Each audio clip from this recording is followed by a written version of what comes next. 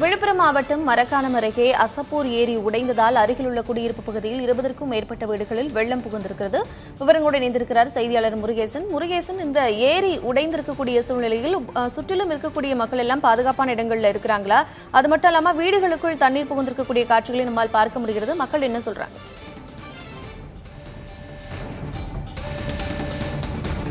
விழுப்புரம் மாவட்டம் மரக்காணம் அருகில் அசப்பூர் கிராமத்தில் கிட்டத்தட்ட 75க்கும் மேற்பட்ட வீடுகள் இருக்கிறது. இந்த பகுதியில் பார்த்தீங்கன்னா ஏற்கனவே புதிய தலைமை சமீபத்தில் செய்தி வெளியிட்டது. அசப்பூர் ஏரி உடைந்ததால் நூற்றுக்கணக்கான ஏரி விளைநிலங்கள், இந்த ஏரி பகுதியில் உள்ள விளைநிலங்கள் பாதிக்கப்பட்டிருப்பதை காட்சியை புதிய தலைமை தற்போது செய்தி ஒளிபரப்பியது. இந்த சூழ்நிலையில் தற்போது அசப்பூர் கிராமத்தில் உள்ள 75 வீடுகளில் உள்ள 20க்கும் மேற்பட்ட குடியிருப்பு பகுதிகளில் அதிகமாக வெள்ளம் சூழ்ந்திருக்கிறது.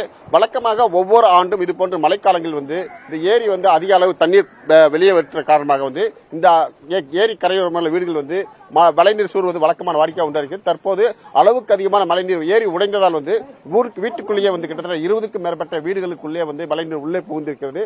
இந்த பகுதியில் நமது ஒளிப்பதிவாளர் சுரேந்தர் அவரை காட்சிப்படுத்த காரணம் வீட்டுக்குள் தண்ணீர் புகுந்து மட்டுமால் நேற்று இரவிலிருந்து 11 மணியிலிருந்து தண்ணீர் வீட்டுக்குள் புகுந்தால் இவர்களுடைய அன்றாட இயல்பு வாழ்க்கையும் பாதிக்கப்பட்டிருக்கிறது. புயல் காரணமாக வேலைக்கு செல்ல முடியாமல் வீட்டிலேயே முடங்கியிருந்த மக்கள் தற்போது இயல்பு வாழ்க்கையை பாதிக்கப்பட்டு வீட்டிலேயே முடங்கியிருக்கிறார்கள். காலையிலிருந்து கூட அவர்கள் சமைத்து உணவு சாப்பிட முடியாத ஒரு சூழ்நிலையில் தான் தற்போது இந்த பகுதி மக்கள் அனைவருக்கிறார்கள். இவர்களுக்கு என்னென்ன பாதிப்பு இருக்கிறது என்பது குறித்து பாதிக்கப்பட்ட மக்களிடம் நாம் பேசலாம். அம்மா வணக்கம்மா, எப்ப தண்ணி வந்துச்சு, என்ன மாதிரி உங்களுக்கு பிரச்சனை இருக்கு? நைட் 12 மணிக்கு தண்ணி வந்துச்சு சார். நைட் 12 மணி இருக்கும். அது வரைக்கும் வெளியில தான் இருக்கிறோம். உள்ள ரெண்டு வீட்டுமே தண்ணி இருக்கு. உள்ள வெளியில தான் ரோட்ல தான் நின்னுங்கிறோம். என்ன பொருள் பாதிப்பட்டு உங்க வீட்டுக்குள்ள? நெல்லாம் அடி போயிடுச்சு, எல்லாம் வாரி முழுக்க வச்சிட்டோம். அரிசி ஒரு சிப்பா அரிசி முடிச்சு உள்ள தீனி பண்டம் எல்லாம் மல்லிகை சாமான்ல இருந்து எல்லாமே சேதாரம் ஆயிடுச்சு ஐயா. எதுவுமே கிடையாது. நாங்க சாப்பிடறதுக்கு இப்ப வழி கிடையாது. இதற்கு யாராவது உங்களுக்கு பாத்துருக்காங்களா? யாரு பாத்தாங்கன்னா விவோ அம்மா வந்தாங்க, சும்மா நின்னாங்க, அவங்க மாட்டு போயிட்டாங்க. தலைவர் தான் நைட்ல இருந்து வந்து பாத்துக்கிறாரு ஐயா. அவங்க 2 பேரும் உப தலைவரும் வந்து பாத்துட்டு தான் போறாங்க. அவங்க கூட ஊழ்ந்து போய் கிடது. அவங்களும் எங்க நிலைமையில தாங்கிறாங்க. நாங்க என்ன பண்ண முடியும்? இந்த பகுதியுடைய அசப்பூர் கிராமத்தினுடைய பஞ்சாயத்து தலைவர் நம்ம இருக்கார், அவரோட பேசுறோம். என்ன மாதிரியான பாதிப்பு இருக்கு இந்த பகுதியில்? இது வழக்கமா நடக்கக்கூடியதா இல்ல இந்த தவிர தான் நடந்திருக்காம? இல்ல சார், வணக்கம் சார். நான் அசப்பூர் பிரசிடென்ட் பேசுறேன். என் பேர் ஜெயந்தி. எப்பயுமே ஒவ்வொரு வருஷமும் மழை வரப்பெல்லாம் இங்க இப்படிதான் பாதிக்கப்படுறாங்க. எல்லா வீட்லயும் தண்ணி போகுது. இதுக்கு என்ன பண்றது? அரசாங்கமும் எந்த திட்டமும் இங்க கொண்டு வர மாட்டேன்து. ஆனா கார்னர்லாம் கட்டியிருக்காங்க, அதுக்குள்ளேயும் தண்ணி போகுது சார். ஆனாலும் இவ்வளோ தண்ணி இப்ப கொஞ்சம் பரவாயில்ல, வடிஞ்ச மாதிரி இருக்கு. நைட்டு ஃபுல்லா நாங்க யாருமே தூங்கல. நைட்டு ஃபுல்லா ரவுண்ட்ஸ்லயே இருந்தோம். அதனால மக்களுக்கு ரொம்ப பாதிப்பு. சாப்பாட்டுக்கு வழி இல்லாம எல்லாமே டிவி, ஃப்ரிட்ஜு, கிரைண்டர், மிக்சி எல்லாமே தண்ணியில போயிடுச்சு சார். கட்டிக்கிற துணில இருந்து எல்லாமே போயிடுச்சு. யாருமே வீட்டு உள்ள போய் சாப்பாடு செய்ய முடியாத அளவுக்கு பாதிப்பு இருக்கு. விஓ என்ன சொல்றாங்க, விஓ மேடம், நாங்க பாதிக்கப்பட்டவங்களுக்கு மட்டும்தான் ஏதாவது செய்ய முடியும், எல்லாருக்குமே செய்ய முடியாது அப்படின்ற மாதிரி பேசுறாங்க. நாங்க தங்க வைக்கிறதுக்கு ஏதாவது முகாம்கள் ஏற்பாடு பண்ணிருக்காங்களா? ஏதாவது நிவாரண உதவி சாப்பாடு செய்யறதுக்கு ஏற்பாடு பண்ணி கொடுத்துருக்காங்க? சாப்பாடு உள்ளார செய்யறோம் சார். சாப்பாடு உள்ளார செய்யறோம். பாதிக்கப்பட்டவங்களை உள்ள தங்க வைக்கிறதுக்கு ஒரு இடம் இருக்கு, அரசாங்க கட்டடம். அங்க கூட்டின்னு போனாக்கா என்ன பண்றாங்க, ஒரு சில பேர் எல்லாமே எங்களுக்கு தண்ணியில போயிடுச்சு, நாங்க மட்டும் அங்க என்ன பண்றது அப்படின்ற மாதிரி பேசுறாங்க சார். அங்க உள்ள 2 வீடு சுத்தமா தண்ணியில போயிடுச்சு சார். அவங்க எல்லாமே தண்ணியில அடிச்சுன்னு போயிடுச்சு. பாத்திரம் பண்ண கூட பாதிக்கப்பட்ட மக்களுக்கு இங்க தேவையான அடிப்படை வசதிகள் என்னென்ன வேணுமோ அதே போன்று நிவாரண உதவித்தொகை வழங்க வேண்டும் என்பதுதான் இந்த பகுதி மக்களுக்கு கோரிக்கை இருக்கிறது. இதுவரைக்கும் அரசு தரப்பில் யாரும் பார்க்காத ஒரு சூழ்நிலை தான் இருக்கிறது.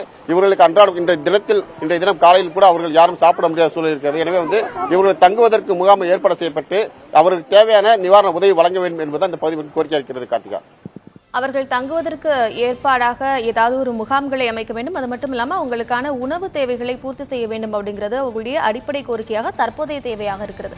விவரங்களை வழங்கியமைக்கு நன்றி முருகேசன். விழுப்புரம் மாவட்டம் செஞ்சியில் வீடுகளை தண்ணீர் சூழ்ந்திருக்கிறது. இதனால் மக்கள் அவதிக்கு ஆளாகி இருக்கிறார்கள். விவரங்களோடு இணைந்திருக்கிறார் செய்தியாளர் தமிழரசன், அவரோடு பேசலாம். தமிழரசன், வீடுகளை மழைநீர் சூழ்ந்திருக்கிறது. இந்நிலையில் மக்களுடைய நிலை எப்படி இருக்கிறது? அதிகாரிகள் யாராவது பார்த்திருக்கிறாங்களா? உங்களுக்கு தேவையான வசதிகள் எல்லாம் செஞ்சு கொடுக்கப்பட்டிருக்கா? செஞ்சி பேரூராட்சியில் பிஏரி கரை என்பது செஞ்சிக்கு நீர் ஆதாரமாக பெரிய ஏரியாக விளங்கி கொண்டிருக்கிறது. இந்த பிஏரி கரை பின்புறம் உள்ள குடியிருப்பு பகுதியில் முழங்கால் அளவுக்கு தண்ணீர் நிரம்பியதால் பொதுமக்கள் மிகவும் சிரமத்துக்கு ஆளாகி உள்ளார்கள்.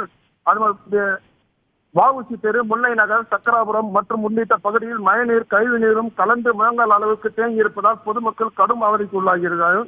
அரசு துறை சார்பில் பொதுமக்களுக்கு தங்குவதற்கான முகாம் மற்றும் அடிப்படை தேவைகள் குறித்து எவ்வித ஏற்பாடும் செய்யவில்லை எனவும் மக்கள் புகார் தெரிவித்திருக்கிறார்கள்.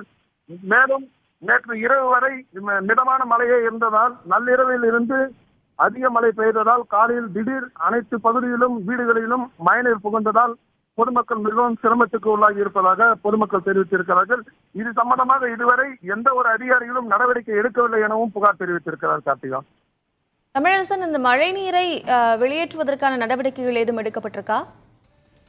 செஞ்சி பேரூராட்சி நிர்வாகம் சார்பில் ஜேசிபி இயந்திரங்கள் மற்றும் டிராக்டர் மூலயமாக மழைநீர் வெளியேற்றும் பணி நடைபெற்றுக் கொண்டிருக்கிறது.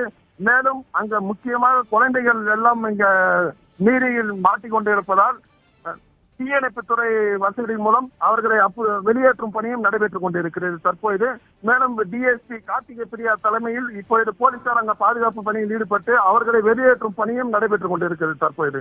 வீடுகளை விட்டு வெளியே வர முடியாத அளவுக்கு மழைநீர் தேங்கியிருக்கக்கூடிய காட்சிகளை பார்க்கிறோம்.